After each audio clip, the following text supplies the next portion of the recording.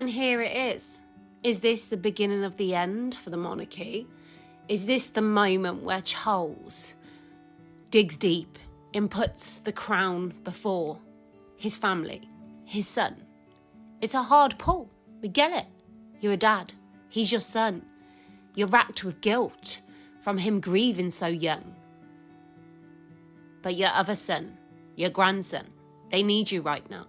This is the time where you've got to put your family behind the crown.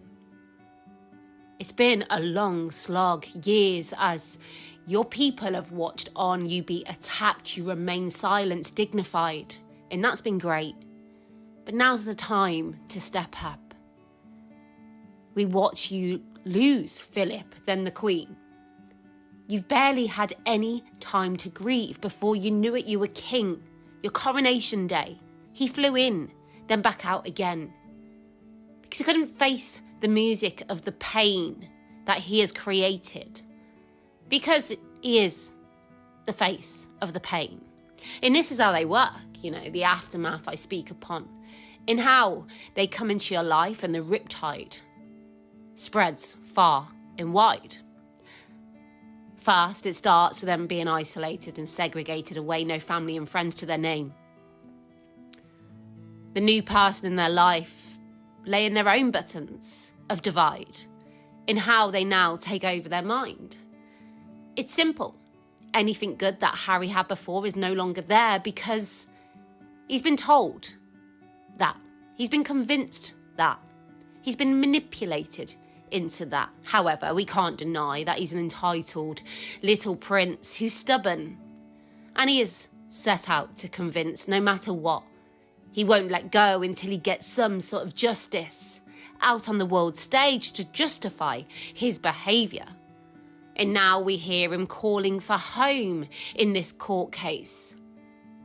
Again on the main stage in front of the world's eyes as we watch on. And he doesn't seem to care for the catastrophe that he causes. But then he has to go home to Meghan. He has to live with Meghan, who seems dead set on doing all she can to bring the monarchy down, to put it into disrepute. And as our current king, we understand that he is your son. But this is your duty right now for your other son and your grandson and his too. The aftermath of being with someone like Meghan, that dead behind the eyes, that no care for the lies, who will carry on walking around a parking lot with a smile on her face, no remorse. They can't even pretend that. Because you're not dealing with a normal person, in my eyes, my opinion. I'm not a journalist. I'm not an expert. I'm no doctor. I'm just a person who's been forced to watch as they've cashed in to share with us all your pain, all your heartache. Even when the Queen was dying, Philip too, the headlines, the narrative was surrounding these two.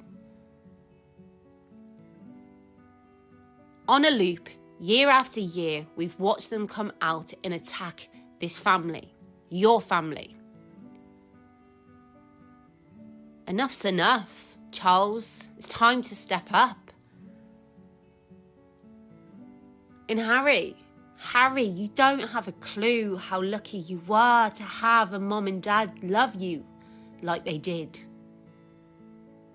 We've watched William face the same grief, lose his mom too. But we've watched him also carry a name with kind and positive, to carry on a legacy of good, to help others, to show, to work in her name, not cash in on her name and his pain. We once watched that in you. We watched you alongside your brother in Catherine's, who smiles all around. Are you telling me all that was an act? Those smiles were fake? But if that's the case, where is your smile today? Why can't you act today? Why do you look so sad today? And we know why. You can't pick up the phone. You can't connect with your friends. You can't go to their weddings. And look around you. Look at your wife. Look at her family.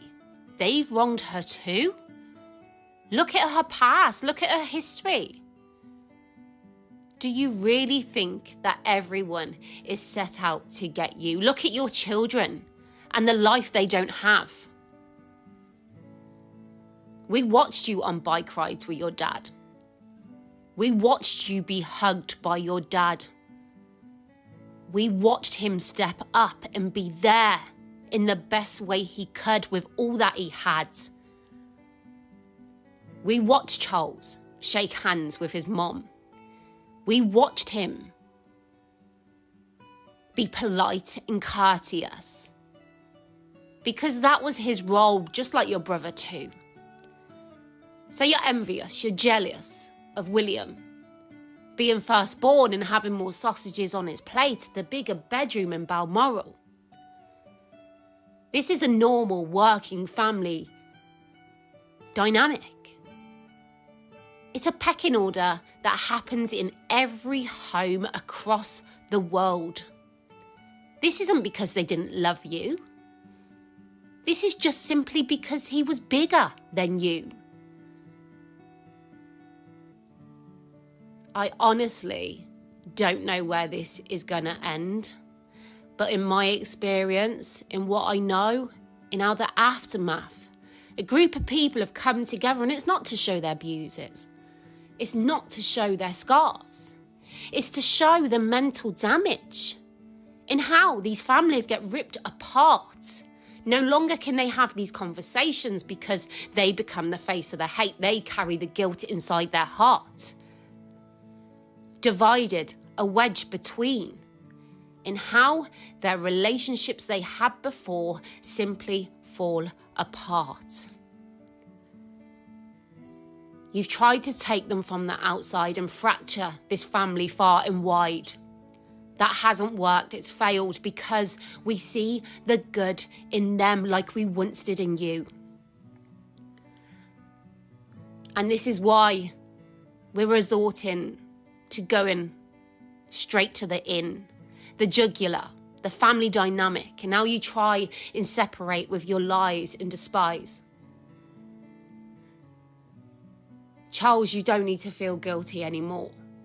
You've done all you could to protect and to save, to be kind, to be courteous, even to this very day. But today I believe you put crown before son. And if your son loves you, he will fix his relationship with his dad for his daughter and son, so they can have a granddad, they can go on bike rides, they can experience and enjoy all their families around and not be isolated and the only child around.